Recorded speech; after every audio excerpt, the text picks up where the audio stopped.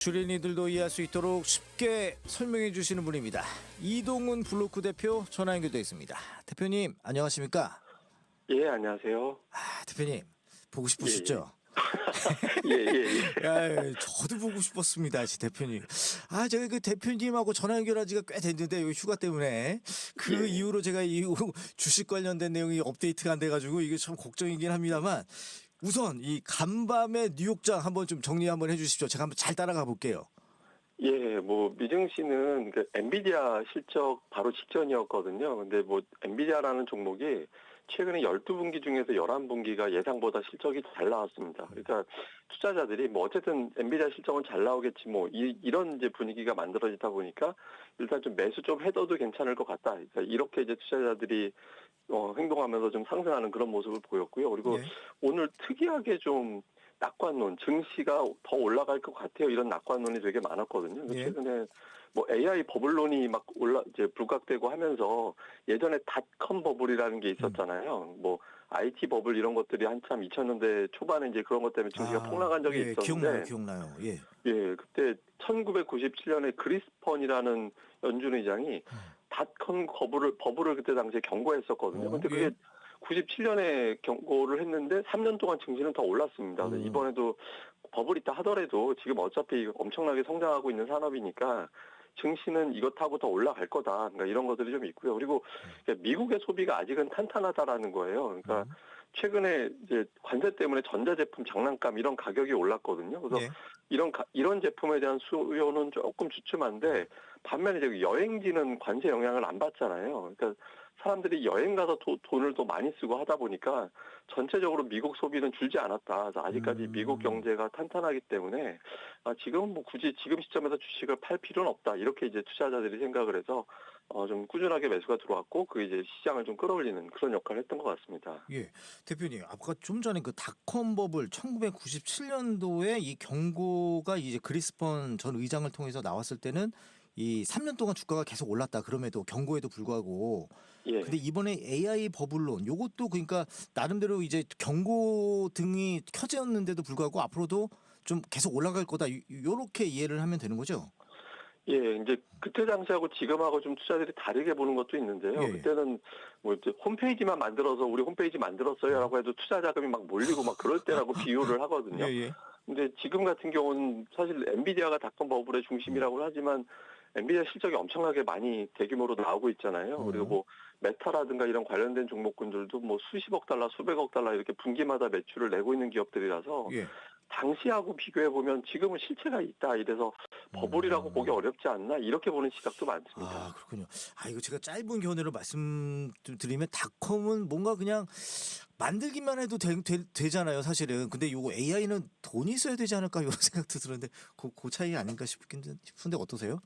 아닌가요? 예, 지금 같은 경우는 기업들이 현금을 또 많이 보유해서 예. 투자할 수 있는 여력도 있고 또 매년마다 예를 들어서 마이크로소프트다 이런 등등의 기업들이 수천억 달러씩 투자하겠다라고 또 숫자를 발표를 하고 있거든요. 근데 지출을 그렇게 늘리고 있다라면 그걸 수요를 받아서 AI 관련된 기업들은 그게 또 바로 또 매출이 되는 거잖아요. 예. 그 기업들이 투자를 하니까. 그래서 지금 이 고리가 잘 만들어져 있어갖고 이제 버블로 보기에는 좀 어렵지 않나. 그러니까 주가가 너무 앞서가서 속도 조절은 필요하더라도 예. 버블은 아닌 것 같다. 이런 이제 판단들이 더 많습니다. 그렇군요. 알겠습니다. 그럼 이제 아까 말씀하신 AI 버블론의 핵심 중심 바로 이제 엔비디아 얘기를 좀 봐야 될 텐데 이 엔비디아 실적이 나왔다고 말씀해 주셨잖아요. 이거 좀 예. 구체적으로 좀 알려주세요.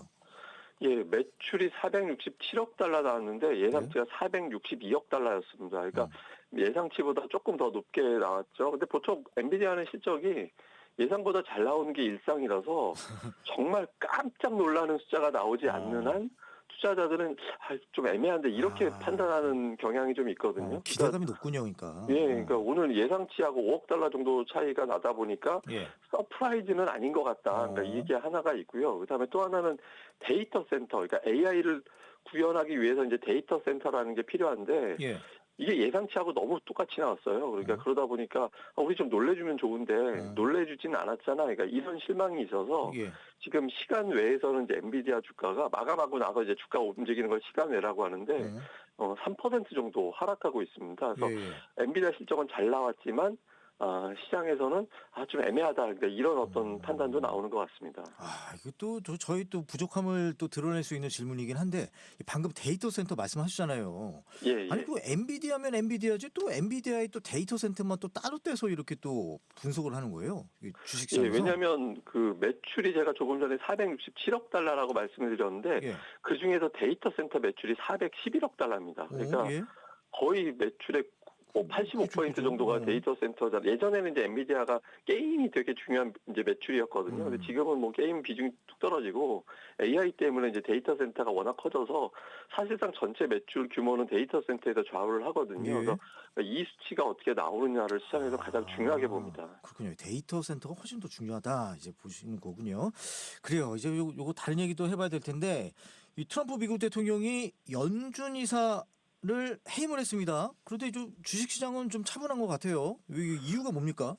예, 1차적으로는 이제 해임 대상자가 이제 리사 쿡이라는 이사인데 예. 이분이 이제 법적 대응으로 넘어갔거든요. 그러니까 이제 법원 판결 나올 때까지는 일단 또 모르는 거잖아요. 예. 그래서 이제 장기전으로 전환이 됐다 이런 평가가 하나가 있고 또 하나는 묘하게 이번에 투자자나 연준이나 트럼프가 보는 방향이 결과적으로는 똑같다라는 거예요. 이게 무슨 얘기냐면 이 전부 다 금리 인하 쪽이다라는 겁니다. 그러니까 연준도 지난주에 이제 파월 의장이 금리 내릴 수도 있어 이런 메시지를 시장에 남겼거든요. 예.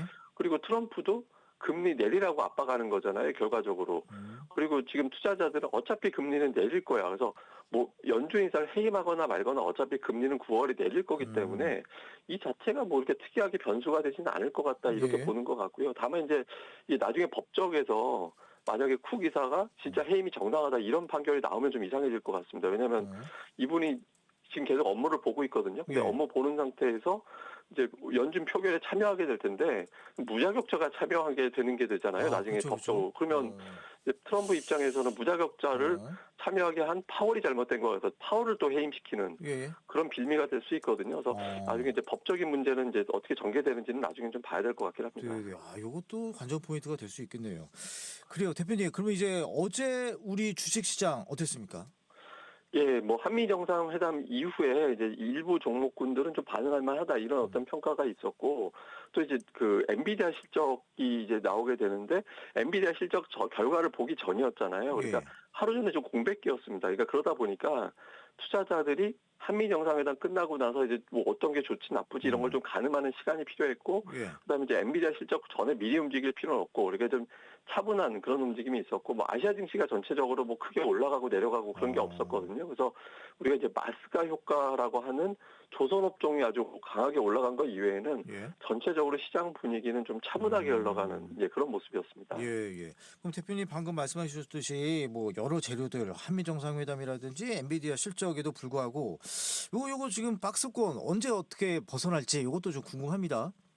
예, 이제 우리 증시가 이제 박스권에 갇혀 있는데 이게 그동안에 시가총 1위, 2위, 그러니까 삼성전자와 SK하이닉스의 역할이 거의 없었거든요. 예. 그러니까 이 종목들이 뭐 움직이지 않다 보니까 이제 지수가 갇힌 건데 엔비디아 실적은 두 종목에 영향을 줄 수 있는 사안이거든요. 그래서 오늘 이 종목에 어떤 변화가 생기는지를 봐야 되는데 다만 이제 과거 데이터를 보면 엔비디아 실적 발표 다음 날 SK하이닉스는 크게 오르거나 내린 적은 있는데 지수 코스피 지수는 별 영향을 받은 적이 없습니다. 그래서 예. 지금으로서는 이제 엔비디아 실적 자체가 결정적인 계기가 되지는 않을 것 같고요. 다만 이제 엔비디아 실적은 어쨌든 잘 나온 건 사실이니까 그리고 그 하나는 이제 내일 미국의 물가 지표가 하나 나오는데 예. 만약에 엔비디아 실적이 노출된 상황에서 내일 물가 지표까지 잘 나오게 되면 9월 금리 인하는 확실하다. 그리고 기업들의 실적은 좋아질 것 같다. 이렇게 분위기가 만들어져서 예. 다음 주에 어떤 큰 변화가 생길 수 있거든요. 그래서 다음 주 정도의 어떤 시장의 변화를 좀 주목을 해봐야 될 것 같습니다. 예. 아니 우리 오늘 한국은행 금통위에서 요거 기준금리 결정이 되잖아요. 예. 요거 어떻게 예상하세요? 뭐 동결 가능성이 많다 요런 기사가 많네요. 예, 사실은 이번에 금리 인하할 걸로 은근히 기대를 했었는데 예. 그 지난주인가요? 그 이창용 총재가 가계부채를 언급을 해버려서 가계부채 심각성 이런 언급을 하다 보니까 이번에는 이제 동결 같다 이렇게 이제 분위기가 만들어졌거든요. 예. 근데 아마 연내 그래도 한두 번 정도는 더 내릴 거다라고 여전히 보고 있어서 이번에는 동결 이후에는 한 두 차례 정도 인하 이런 기대치는 아직은 있는 것 같습니다. 예, 알겠습니다. 그 대표님, 근데 요 외국인들이 점차 이게 매수를 좀 이어가지 않고 있는 것 같아요. 어떻게 최근 주로 좀 매도한 종목 뭐가 있을까요? 예, 최근 9일 중에서 7일 외국인들이 팔았는데 SK 하이닉스하고 삼성전자 두 종목을 1조 5천억을 팔았거든요. 그래서 주로 이제 반도체를 많이 팔았고요. 그다음에 이제 매수한 거는 삼성중공업, HD 현대중공업 이런 거 매수했는데 또 반대로 또 매도에도 조선주가 들어가 있었습니다. 그러니까 삼성전자, SK 하이닉스를 매도한 거 이외에 나머지 종목군들은 그냥 업종 내에서 골라 담는 그 정도 수준이었거든요. 그래서 좀 외국인들이 두 종목 판 거 말고는 이제 매매 특징도 없어서 예. 전체적으로는 쉬어가는 그런 분위기인 것 같습니다. 알겠습니다. 대표님 오늘 여기까지 말씀 듣도록 하겠습니다. 고맙습니다. 예, 감사합니다. 지금까지 이동훈 블로크 대표였습니다.